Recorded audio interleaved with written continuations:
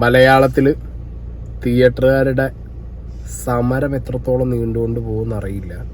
അതൊരു വഴിക്ക് അങ്ങനെയുണ്ട്. ചർച്ചകളും കാര്യങ്ങളൊക്കെ നടക്കുന്നുണ്ട്. ഇന്ന് ആൻ്റണി പെരുമ്പാവൂറും ദിലീപൊക്കെ ചർച്ച ചെയ്തു. ആ ചർച്ചയിൽ നിന്ന് എന്ത് റിസൾട്ട് ഉണ്ടായി എന്നുള്ളത് അറിയില്ല. എന്താണ്, ചർച്ചകൾ വളരെ കഠിനമായി നടക്കുന്നു. മലയാള സിനിമയിൽ വളരെയധികം ഓടിക്കൊണ്ടിരിക്കുന്ന പൈസ വാരുന്ന സിനിമകൾ ഇപ്പോൾ തിയേറ്ററിൽ റിലീസായിട്ടുണ്ട്. അതൊക്കെ നല്ല സക്സസ്ഫുൾ റണ്ണിലാണ്. ഇനി വരാനുള്ള ഒരു ലോഡ് സിനിമകളുണ്ട്. ഓക്കെ, ആ സിനിമകളൊക്കെ ഈ പ്രതീക്ഷ തരുന്ന പടങ്ങളാണ്. അപ്പോൾ സമരവും കാര്യങ്ങളൊക്കെ നിർത്തി ഇപ്പം ഇൻഡസ്ട്രി അടിപൊളിയായിട്ട് പൊങ്ങി വരുമ്പോൾ എല്ലാവരും ഒന്നിച്ചൊപ്പം പോവുക എന്നുള്ളത് അതായിരിക്കും നല്ലത്. അപ്പം ഈ ഹൈപ്പ് എന്ന് പറഞ്ഞ സാധനമുണ്ട്. സിനിമയ്ക്ക് ഹൈപ്പ് കിട്ടുക അല്ലെങ്കിൽ സിനിമയ്ക്ക് ഹൈപ്പ് കൊടുക്കുക. ഇത് കൊടുക്കുന്നതാണോ കിട്ടുന്നതാണോ? ഞാൻ എപ്പോഴും ആലോചിച്ചിട്ടുണ്ട്, ഒരു സിനിമയ്ക്ക് ഹൈപ്പ് കൊടുക്കുന്നതാണോ ഹൈപ്പ് കിട്ടുന്നതാണോ? ഞാൻ എപ്പോഴും ഇങ്ങനെ ഡൗട്ട്ഫുൾ ആവുന്ന ഒരു കാര്യം അതാണ്. പിന്നെ ഞാൻ അങ്ങനെ കുറച്ച് ഇരുന്ന് ചിന്തിച്ചപ്പോൾ തോന്നി, ഒരു സിനിമയ്ക്ക് ഹൈപ്പ് ആര് കാരണമാണ് വരുന്നത്?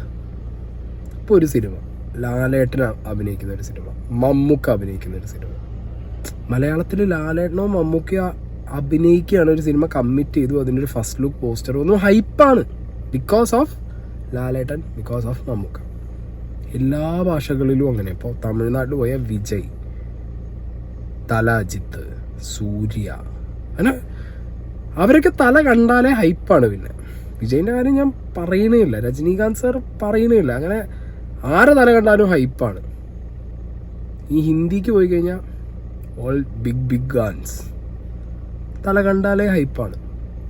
അപ്പോൾ ആ ഒരു നടൻ്റെ ഒരു വാല്യൂ, അതായത് ഒരു നടൻ്റെ ഫാൻ ബേസ് ഈ ഹൈപ്പ് ഭയങ്കരമായിട്ട് ഫസ്റ്റ് ക്രിയേറ്റ് ആവും.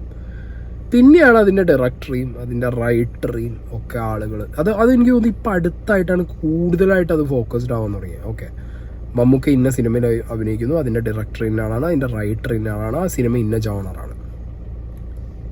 അതൊക്കെ ഇപ്പം ഇങ്ങനെ കുറേ ഭയങ്കരമായിട്ട് ആളുകളത് വാച്ച് ചെയ്യാൻ തുടങ്ങി.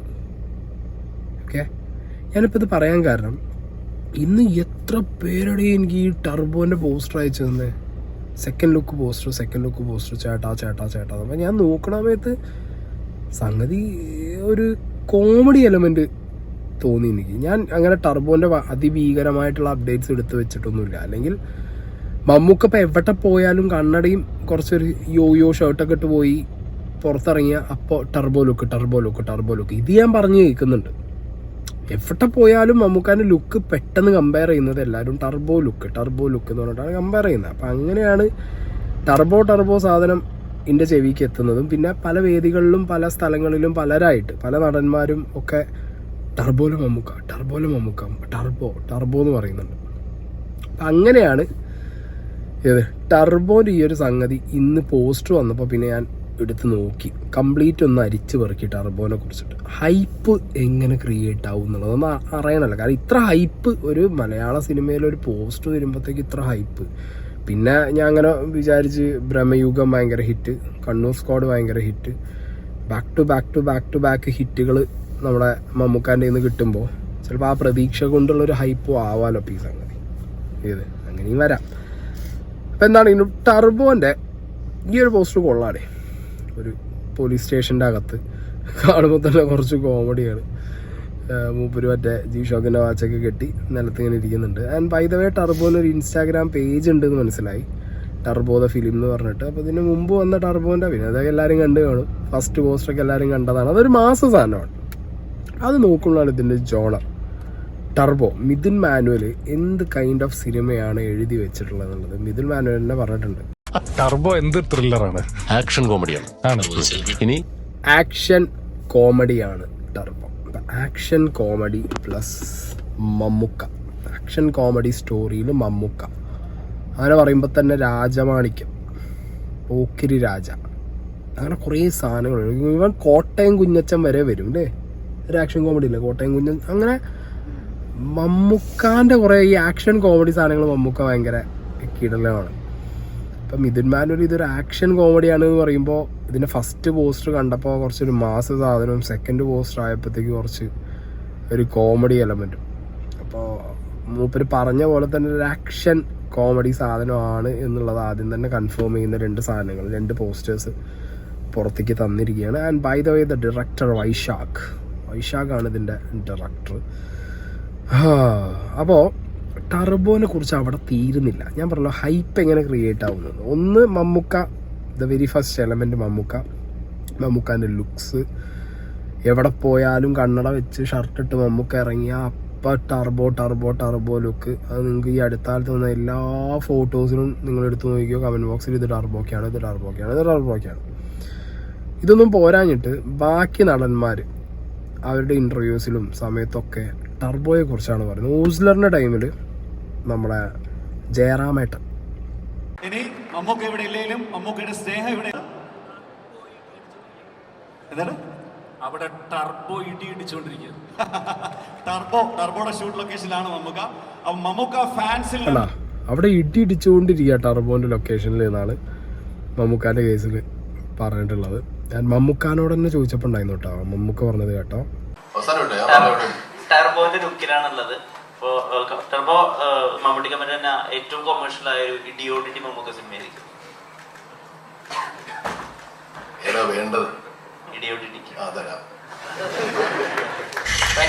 ഇടിയോടിടി മമ്മൂക്ക സിനിമയാവുമെന്ന് കാതലിൻ്റെ പ്രൊമോഷൻ്റെ സമയത്ത് ചോദിച്ചപ്പം ഏതാ വേണ്ടേ, ഇടിയോടിടി മതി എന്നാ തരാം.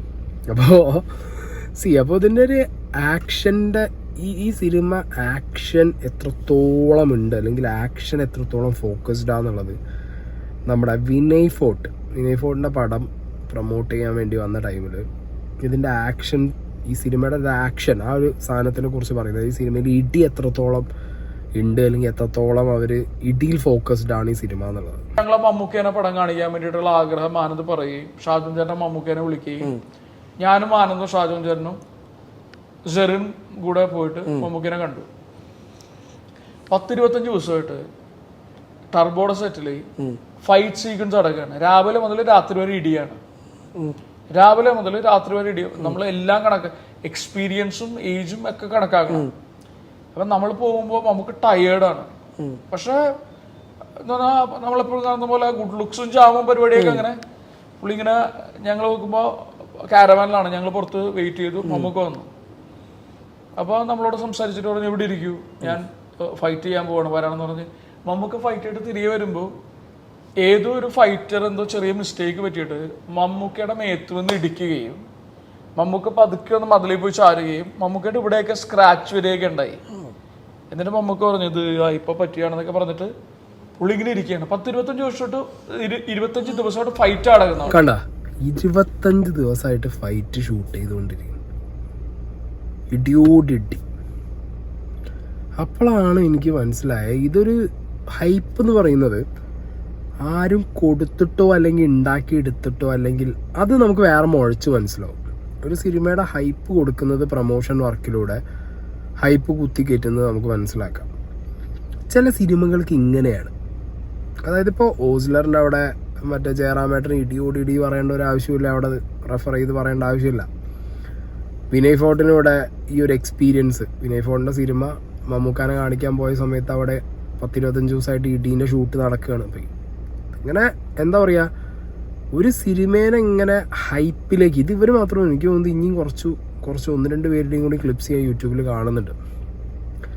ഇങ്ങനെയാണ് ഹൈപ്പ് മൊത്തത്തിൽ ക്രിയേറ്റ് ആവുക എന്ന് പറയുന്നത്. ഈ ഹൈപ്പ് കാരണം ഇപ്പോൾ ബെനിഫിറ്റ്സ് ഉണ്ടോയെന്ന് ചോദിച്ചു കഴിഞ്ഞാൽ ഒരു 75% ഒരു സിനിമയുടെ ഹൈപ്പ് കാരണം അതിന് ബെനിഫിറ്റ് ഉണ്ട്.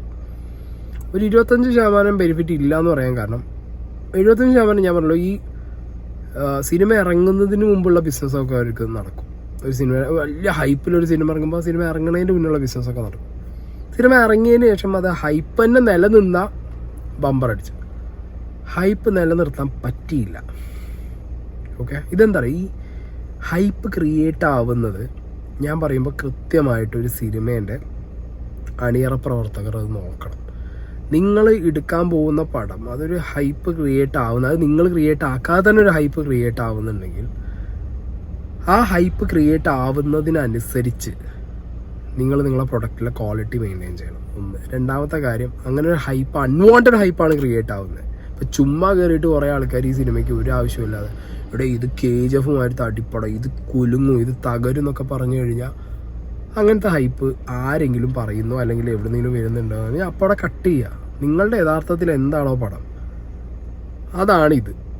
അല്ലാതെ ഇത്ര ഹൈപ്പ് അടിക്കാനില്ലെങ്കിൽ ഇല്ല, അങ്ങനെ ഇല്ല എന്ന് പറയും. ഇപ്പോൾ ഭ്രമയുഗം അതിനൊരു എക്സാമ്പിളാണ്. ഭ്രമയുഗത്തിന് ഭയങ്കര ഹൊറർ അടിക്കും, ഭ്രമയുഗം അങ്ങനെയാവും എന്നൊക്കെ ചെറിയൊരു ഹൈപ്പ് പൊന്തി വന്നപ്പോഴത്തേക്കും അതിൻ്റെ ഡയറക്ടർ കൃത്യമായിട്ട് വന്നിട്ട് പറഞ്ഞു, നിങ്ങൾ ഈ വിചാരിക്കുന്ന പോലെ ഭയങ്കര നിങ്ങളെ പേടിപ്പിക്കുന്ന ഹൊററൊന്നും ഇതിനകത്തില്ല. ഓക്കെ, ഒരു അങ്ങനത്തെ ഒരു സാധനം, ഒരു മിസ്റ്ററിയാണ് ഇതിനകത്ത്. അങ്ങനത്തെ ഒരു ചെറിയ ഹൊറർ എലമെൻ്റേ ഉള്ളൂ.